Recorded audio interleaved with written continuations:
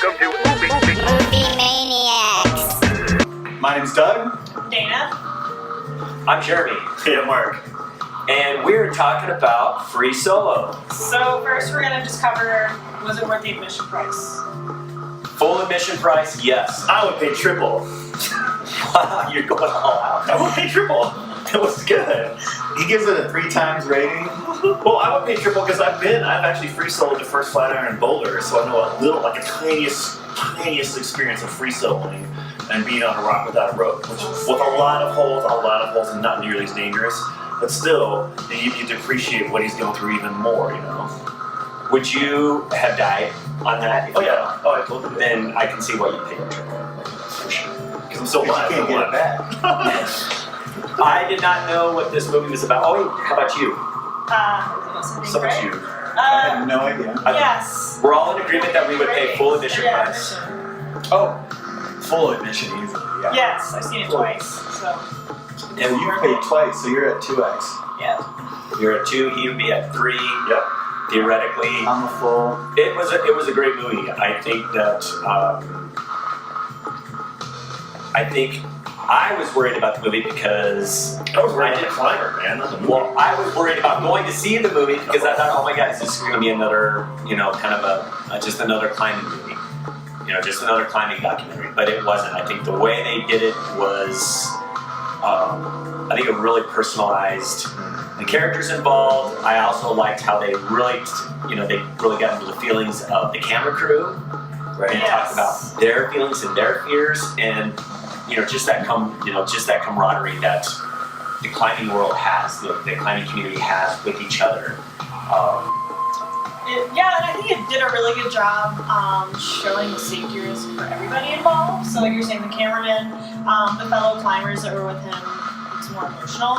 And so was Sandy, his girlfriend. So you kind of see that full picture. And seen a few climbing documentaries, and none of them really show it in that sense. So all that context is really well done. I think the score was like amazing, and them delving into the emotions really pulls you into it. Like it's almost like more than a documentary in a way. It plays out. Art. It's a piece of art, and it got me to the point very early on where I'm like, this is basically the footage of this guy's death. Like that's kind of like I felt very early on in the film that this guy's not going to make it. He's going to die. There's a segment in the documentary where they lay out all these people that have attempted all these different things, all these free solo artists or free solo athletes, I guess would be a proper term, where he could be dead. He could be like the 20th person on that list or whatever. Right. And he knew a lot of those people, and one guy was even his mentor that they mentioned. Right. It was scary. My palms were sweaty. Oh yeah, my hands were sweaty. My heart was racing. So I think I'm the only one here that knew he survived in real life. Right? I did too. Okay, so the first time I saw it, I knew he was gonna live, but it was so unreal and just like unfathomable that a human can climb like that and have pretty much no fear, because the final time we went to climb it was just like, boom, I want to climb it. We also made it in under 4 hours, which the boulder problem, which was, I think, the boulder problem was estimated to take him 4 to 5 hours alone. The fact that he did it that fast is unbelievable. But yeah, I knew that he survived, and just watching him climb that, I couldn't help but feel really nervous, and it was very unnerving to watch that. I couldn't even help that experience. Well, that goes to say a lot about the editing of the documentary, the way they put it together. You know that it's a great movie if you know that he lived, but you're still like, oh my god, like, is he gonna make it? Like, you're still feeling like you're still in that state of suspense. I kind of felt that way like the Abe Lincoln movie. It was like, oh my god, like, are the slaves gonna be freed? Yeah, it was done that well. We were like, that was one of those things. Like, I don't remember where it happened. Like, was it after it dies? And that's very similar to this film. It's like for you guys to know that okay, he lived, but still to have that sense of like, oh my god, and you're kind of freaking out. And for you and I, for Doug and me, it was just like, god dang, like I could have definitely seen him falling. Like I could have seen that the way they made that movie was like, yeah, this could be almost like an homage to him, you know, because I had no idea, but. The respect that I have for him, even outside of the whole climbing aspect, you know how they really delved into his childhood, and that they talked about him. I like how they threw that in being a vegan, how they threw in like how he had quit eating meat and for and for why, and I think that's more and more important now that we move into global climate change and stuff like that. But then for him to talk about how he has donated a third of his income to environmental nonprofit causes. It's like just that much more respect, and I have like mad amounts of respect for him. Just even what he did as a climbing, and I found this movie kind of putting me in like real time introspection. Like, oh my god, could I do this? Could I do that? Like. Am I that passionate about something that I would risk my life for? Right, I was doing that too.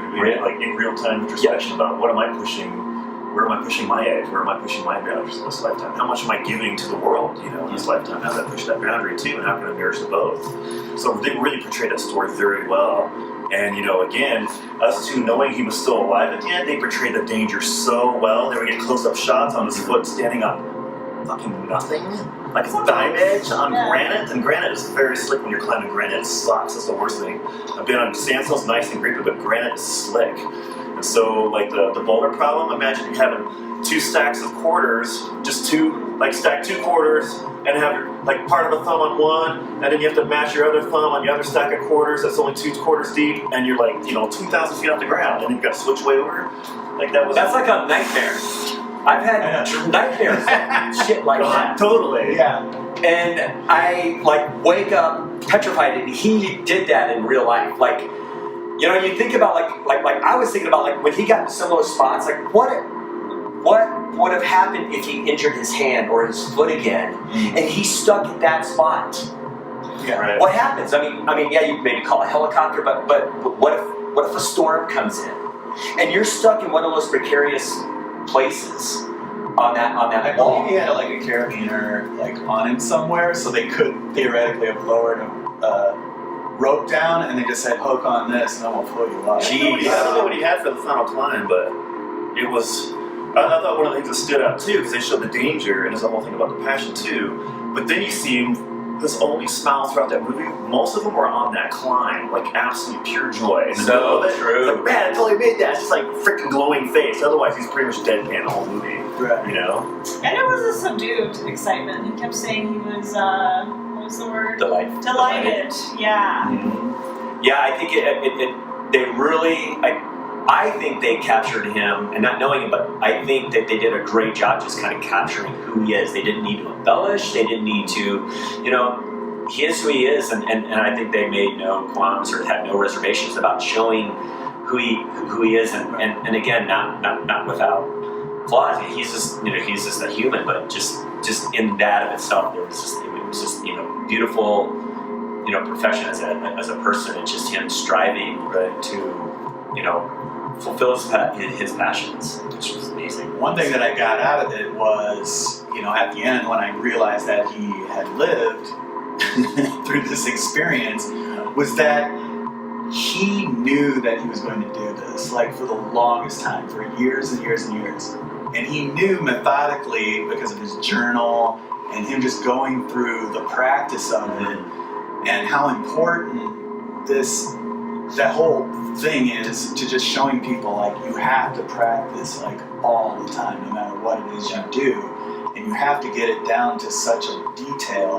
And if you have to tell yourself like, if I don't do this right, I'm going to die, if that's your motivation, then that's your motivation, right? And there's so many people that go through life trying to avoid any conflict or any like circumstance or discomfort or whatever. Yeah, they feel like challenge your comfort zone. Or they avoid doing the work to get to a goal. safest, right. right? You know, or they get to the goal and they Okay. fail because they didn't put in the effort. Oh, and you had mentioned that. You had mentioned that in the movie. It's like, you know, like for most people, if they even made it to that point, like near the end, that's when you would see a lot of mistakes happen because they get so close, and it's like that's where you might see someone like, okay, I'm gonna lose When he that was in that potential. last like 500 feet, like once he cleared all the major hurdles, I'm just like, this is where he could fall. Like, Yeah. this is the craziest part. Because most people would have. Distracted. Yeah, they would have got distracted. They would have been thinking about step B or C and lose step A. Yeah. And then that's Or all of the challenges that came before it. If you celebrate prematurely, you psych yourself into a different space. Yeah. You know, like, I did it. Now he's just kind of going through the motions, like you said.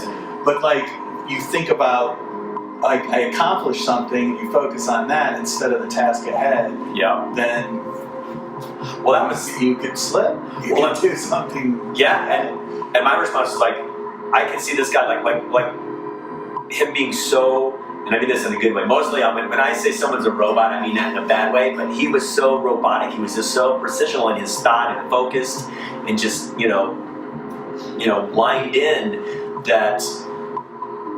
I think they did a good job earlier in the film when he did the MRI and showing, you need to, They did. The editing, I thought, and the direction, they constantly made a point of climbing is very important to him, and he operates totally differently. Even than other climbers. And in the end, after he's done with crazy ass climb, he starts doing pull-ups. Oh yeah, he goes back. And they alluded to the fact that not even the best climbers are going to go do that. They would take the day off. Yeah. It's just like. Yeah, the guy's just a breed into himself. He's just like cut from a different cloth where he's just, anyone else would have done it. And I think that's why he was able to do this, because he is just so, committed and devoted and passionate and just zeroed in on the, the intricacies of climbing and because I just like to see those shots and massive recognition to the photographers and the team that got some massive shots to really show what it looks like, what it would look like, and us sitting in the safety of our seats, still feeling that, like, oh my god, like some of those POVs was just crazy. What's POV mean? Point of view. And most solo climbers don't want to be recorded or anything, so to see that, it kind of shows the world how much work goes into it and how. And I'm glad that the crew respected that. Like, after he felt that and he had that, where he's just like, he got up to that run, number 6 or whatever it was, and then he just like, I'm not going to do this today. He was like kind of psyched out by all of them around him, that they pulled back. They just like, okay, we'll just use long lenses and some, occasional drone and this and that. And in a weird filmmaking sort of way, that actually worked a little bit better to build some more tension and then to move the pacing along as it went into the third act of the film, like, and just like boom, boom, boom, like hit all those hard parts. Like, they didn't have to drag that out, which really helped it move faster. That guy had so much pressure because there's pressure of the film crew, right? And he's doing it for his own reasons. And he's debating whether he wants the film crew there or not, because it can change your mindset, it can change your emotional state. And then he's got his girlfriend basically saying, don't do this in so many different million ways. Holy shit. I mean, I was like, if the way they're building it up, I was like, oh my god, everything's against this guy. On the inner game, the mental game, the emotional game. Like, holy, it's a good thing he's actually not that emotional, because he would be screwed right from the start. Holy cow. Well, and that's what portrayed that very well, Well, I think that's and that's a good question. It's like, okay, if it meant to be the greatest rock climber in the world, but the sacrifice would be to lose emotion and feelings, would you do that? I'm not sure that's such an easy question. Because he didn't lose it. Well, he didn't lose it, but there's right, and maybe that's and maybe that's a prejudgment, but I'm going to ask it anyways. Yeah. Thinking about it, I would have to say that you just never want to give up. You know what I mean? Like, if you do give up at some point and you think that you still could have done it, or you can still do it at some point in your life, you would just not be satisfied with who you are, what you've achieved, what you've done. And like I said, I feel like he's known for years that he was going to do that. That he was going to be the guy that was going to make. It's very prophetic. Was going to be to do that. Sure. Like, he knew that he was laser focused on that he was going to do that. Yep. For what, 300 or 400 years? Amazing. Oh yeah. Whatever. And For it's- sure. Yeah, it's his Maybe life. from his birth. And He was his just like, hobby, I'm going to so- accomplish something very, very awesome. Yeah, it is his life. And so I guess my other philosophical question would be, is there anything in your life that you would risk your life for? Anything that you are doing that you would risk your life for, like in that way? Like, yeah, I would totally do that. I had a great milkshake the other day, though. If I couldn't have that again. A what? A great milkshake the other day. I totally risked my life. Milkshake. What? Milkshake? Oh, one of those. Inside jokes go well on video. Well, I think that's where we're at for this episode. Write us with anything that you would risk your life for down below. Make sure you subscribe, leave your likes and comments. And Sarcastic answers. That's right. And be sure to watch our next review here on Movie Maniacs. Movie Maniacs, high five. freeze.